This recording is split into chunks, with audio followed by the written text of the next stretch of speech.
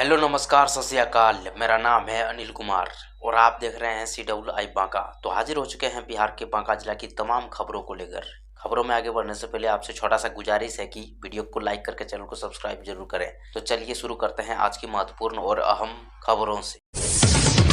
सोच को गई नाबालिग से छेड़खानी को लेकर मारपीट, महिला समेत 5 लोग जख्मी। अमरपुर थाना क्षेत्र के एक गांव में छेड़खानी के आरोप को लेकर दो पक्षों के बीच ऐसा बवाल मचा कि मामला सीधे मारपीट और खून खराबे तक जा पहुंचा। इस हिंसक झड़प में एक महिला समेत 5 लोग घायल हो गए, जिनका इलाज रेफरल अस्पताल में कराया गया। पहले पक्ष का आरोप है कि बुधवार रात उनकी नाबालिग बेटी सोच के लिए खेत की ओर गई थी। वहीं गाँव के ही डोमी मंडल का बेटा संतोष कुमार कथित रूप से गलत नियत से उसके साथ छेड़खानी करने लगा। किसी तरह लड़की वहां से भागकर घर पहुंची और परिजनों को पूरी घटना बताई। आरोप है कि जब परिवार वाले शिकायत लेकर संतोष के घर पहुंचे तो वहां मौजूद लोगों ने गाली गलौज शुरू कर दी और बात बढ़ते बढ़ते धारदार हथियार से हमला कर दिया। वहीं दूसरे पक्ष का कहना है कि उन पर झूठा आरोप लगाते हुए लोग जबरन घर में घुसे और लाठी डंडे से हमला कर दिया, जिससे वे और उनकी पत्नी घायल हो गए।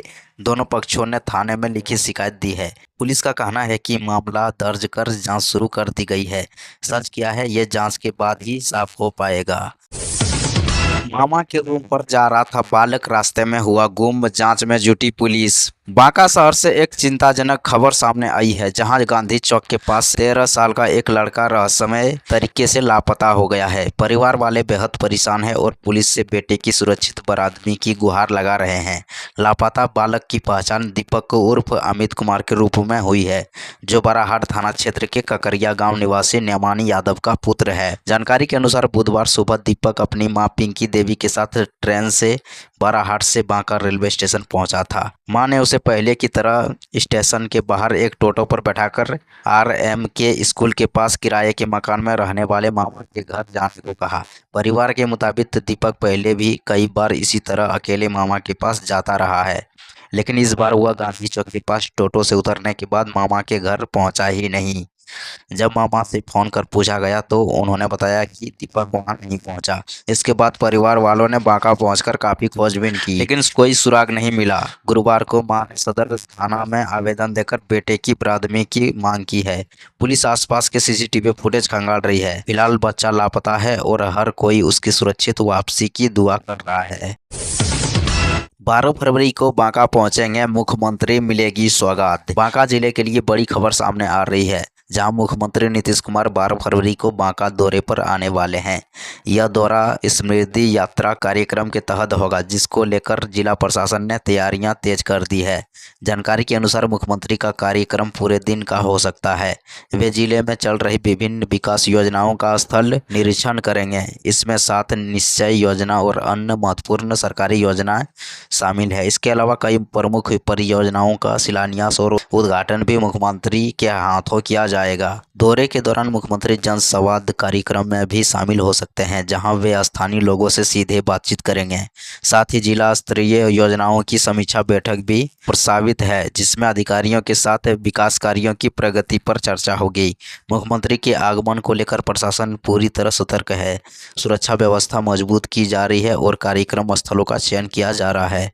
राज्य के मुख्य सचिव की ओर से भी इस संबंध में जिला प्रशासन को निर्देश जारी किए जा चुके हैं। संभावना है कि बांका कार्यक्रम के बाद मुख्यमंत्री देर शाम मुंगेर के लिए रवाना होंगे, जहां 13 फरवरी को उनका अगला कार्यक्रम है।